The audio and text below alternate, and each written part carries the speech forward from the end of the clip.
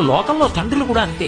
ఎందుకో కానీ మరి ఆడపిల్ల మీద ఎక్కువ ప్రేమ ఉంటుంది. బహుశా కొడుకు దగ్గరికి నేను ఎప్పుడైనా వెళ్ళగలను, కొడుకు నా దగ్గరికి ఎప్పుడైనా వస్తాడు, కానీ కూతురు దగ్గరికి వెళ్ళి నాళ్ళు ఉండలేను కదా.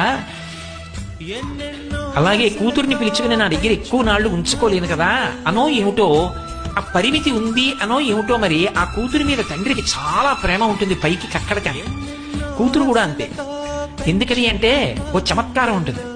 ఏదో ఇంట్లో ఫంక్షన్ అయిందనుకోండి, ఆ వచ్చిన బహుమానాలు ఉంటాయి. అన్నయ్య చెల్లి కలిసి అట్టపెట్లన్నీ విప్పి చూసుకుంటున్నారు అనుకోండి, అన్నయ్య పరాచకం అంటాడు. ఏమంటాడంటే, ఇవన్నీ మాకు వచ్చినవి, నీకెందుకే ఇవన్నీ, ఏమైనా మంచి ఉంటే పట్టుకోదామనే అంటాడు. ఎవరు? ఇద్దరూ కలిసి ఆ ఇంట్లో పుట్టిన వాళ్ళు. నోరు మీరా, నాకేం అక్కర్లేదు, మీ బావగారు నేను అడిగితే బోల్డ్ అని కొని పెడతారు అని పొడుచుకు పొడుచుకు చెప్తుంది. ఎన్ని మాటలు చెప్తుందో నాన్నగారండి, అన్నయ్య అలా అంటాడు, ఈ పెట్లు కానీ నేను ఇప్పుడు ఇప్పానంటే అంటుంది. అది బాధ.